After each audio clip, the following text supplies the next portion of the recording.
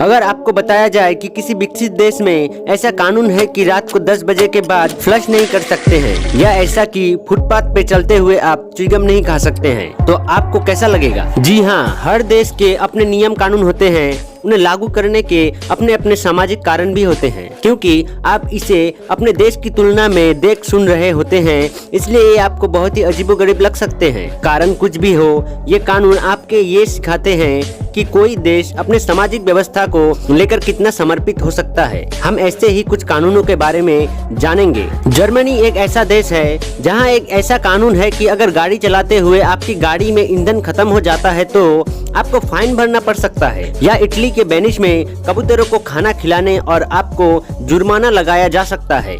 या ग्रीस के एक्रोपोलिस शहर में आप शार्प हील्स वाले जूते पहनकर नहीं जा सकते हैं। ऐसे ही हर देश के अपने अपने कुछ अजीबोगरीब कानून है, जिसे जानकर आपको अचंभा हो सकता है। आप उस पर तर्क कुतर्क कर सकते हैं, पर इसके पीछे उस देश के गहरे सामाजिक आर्थिक कारण हो सकते हैं, जिसे सोचकर समझकर लागू किया गया है। लेकिन वहीं कुछ देशों के कानून सुनने और जानने के बाद हमें बेहद मजाकिया भी लगते हैं और कभी कभी सुनकर हैरानी भी होता है। किसी देश में ऐसा भी कानून होता है कि पत्नी का जन्मदिन भूलने पर जेल की सजा हो सकता है, तो वहीं किसी देश में शरीर का वजन ज्यादा होना गैर कानूनी माना जाता है। दुनिया विभिन्न संस्कृतियों और परंपराओं से भरा हुआ है और प्रत्येक देश के अपने नियम और रीति रिवाज होते हैं। नई जगह की संस्कृति मजेदार और दिलचस्प हो सकता है, लेकिन कभी कभी कुछ चीजें बहुत अजीब हो सकता है। स्विट्जरलैंड में रात को 10 बजे के बाद टॉयलेट फ्लश करना गैर कानूनी माना जाता है। सरकार का मानना है कि इससे ध्वनि प्रदूषण बढ़ता है।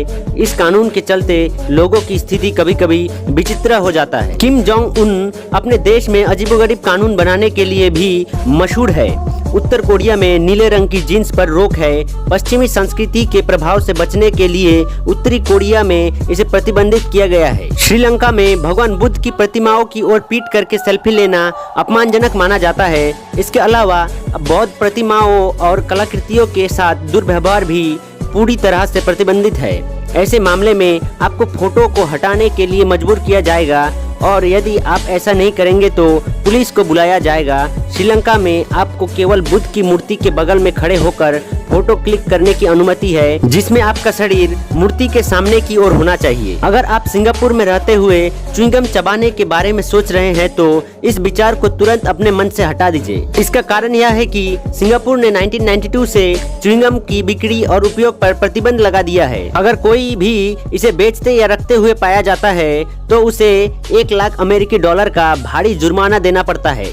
इसके अलावा 2 साल तक की जेल भी हो सकता है। सिंगापुर एक पर्यावरण पसंद करने वाला देश है। सिंगापुर के कानून के अनुसार च्युइंगम पर्यावरण को नुकसान पहुंचाने के लिए जिम्मेदार है, क्योंकि उन्हें सड़ने और जमा होने में कई साल लगते हैं। बैन इसलिए भी लगाया गया था क्योंकि बदमाशों ने ट्रेनों के दरवाजे के सेंसर, मेल बॉक्स की होल के अंदर, लिफ्ट के बटन, सीढ़ी और जहां भी सफाई करना मुश्किल होता है वहां च्युइंगम चिपकाना शुरू कर दिया था। थाईलैंड में पैसों को आप किस तरह से अपने पास रखते हैं, इसे लेकर भी एक कानून बनाया गया है।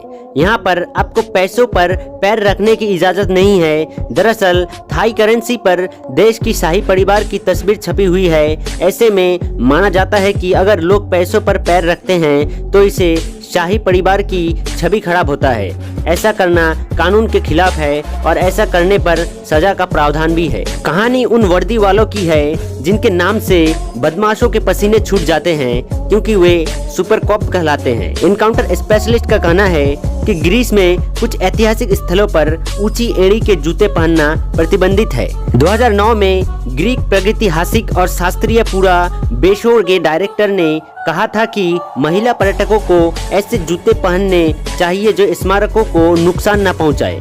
इन स्मारकों पर ऊंची एड़ी के जूते छेद कर सकते हैं, क्योंकि हील्स पर पूरे शरीर का दबाव पड़ता है।